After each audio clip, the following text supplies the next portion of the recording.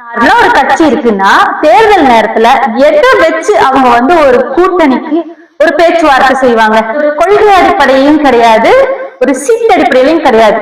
Suitcase அடிப்படையில மட்டுமே பேரம் பேசக்கூடிய ஒரே கட்சி இப்ப எது அப்படின்னா தேமுதிக தான் அப்படிங்கிறது நான் சொல்லல, மக்கள் சொல்றாங்க. அந்த நரேந்திர மோடி ஒன்றிய பிரதமர் அவர் வரும்போது கூட ஹோட்டல் செக்கர்ஸ், நான் ரோஹிணி தியேட்டரோட ஓனர் அண்ணன் பன்னீர்செல்வம் அவருடைய ஹோட்டல் செக்கர்ஸ்ல ஒரு மீட்டிங் நடந்துச்சு. என்ன மீட்டிங்னா இந்த பேரம் பேசக்கூடிய சூட்கேஸ் வேல்யூ பார்க்கக்கூடிய மீட்டிங் ஒண்ணு நடந்துச்சுல.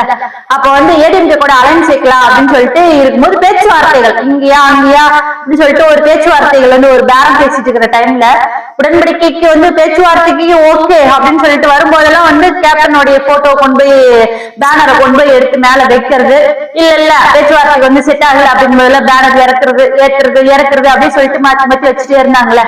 அப்புறம் கட்டுப்பாய் ஹோட்டல் செக்கர்ல இருந்து நேரா கோபாலம்புரம் போகுது, எங்க அண்ணன் துரைமுருகன் வீட்டுக்கு போகுது.